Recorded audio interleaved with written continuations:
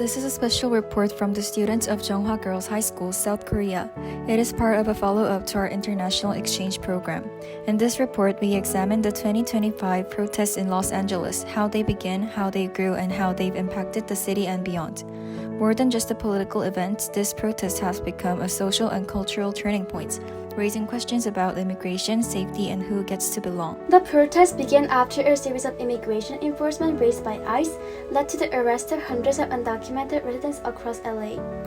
Fear and frustration quickly turned into action. As students walked out of classrooms, families stayed home, and demonstrations filled city streets. On June 14th, over 1,500 cities joined the No Kings rallies, which questioned not only immigration policy but the very definition of American identity. Schools were directly affected. In the Los Angeles Unified School District, attendance dropped to 66%. Students stayed home during ICE-free stands near campuses. Some families even avoided graduation ceremonies.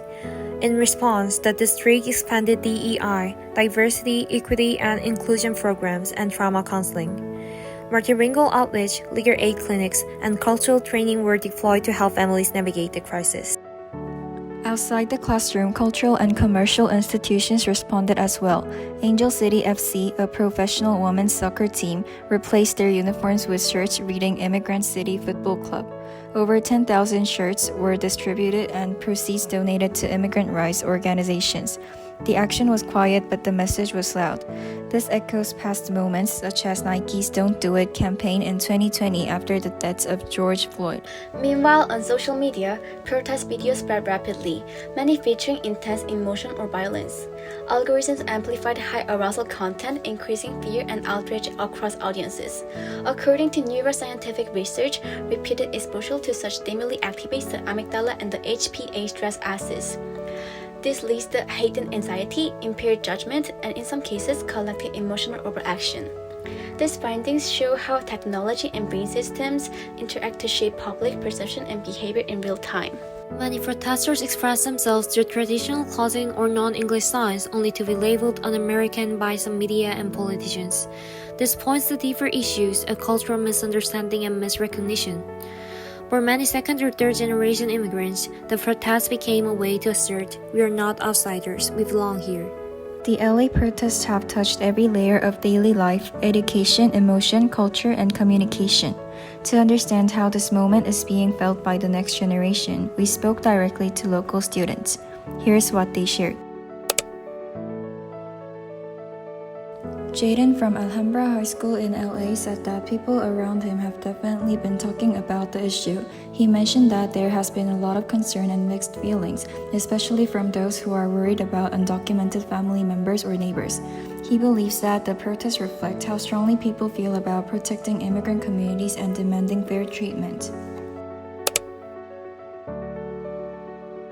Kaylie, incoming student at UC Berkeley, shared that this topic has been one of the main things people talk about lately. According to her, the protests are the only way for the government to listen to the people, even though they also cause fear among Americans. Jenny, an incoming student at RT, reflected on how her community used to feel somewhat safe before ICE enforcement began.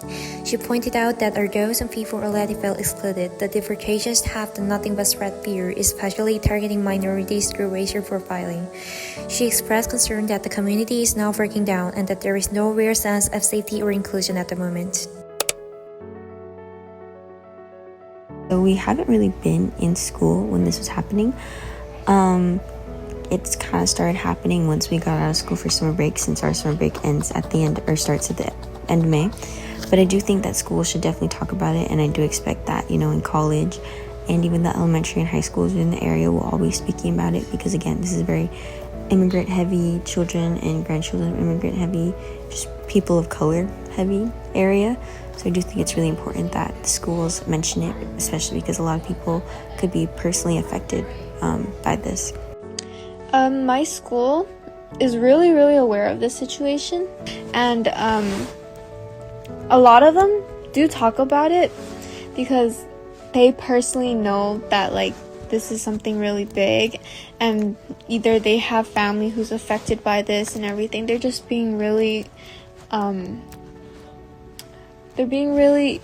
inclusive and trying to do their best with what they have during this situation. And if I could share a message with city leaders or the people in charge of these actions, I would want them to hear that, that these people are here to work, they're here to provide for their families. There's really nothing that they're doing wrong. They're not picking up criminals, they're not picking up bad people. All they're doing is picking up people who are just trying to make a living here and have a life. They're breaking up apart families, and it's just people are being treated like they're subhuman, and that's not right. It's a crime against humanity, really. And it should be stopped at any possible cost, truly. I think he should realize how crazy this actually is, because I don't think he sees us as people. He just sees us as a way to make money, and he's just a full-on racist. He doesn't like Chinese people. He doesn't like Mexicans. He doesn't like Hispanics in general. But he needs to realize that he's tearing people and lives apart, and he's separating families, and also that he needs to stop ignoring the harm that he's causing because of his ignorance. But this isn't just a policy, it's also pain, fear, and trauma for real people. And like I said, I do not think that he realizes that we are people.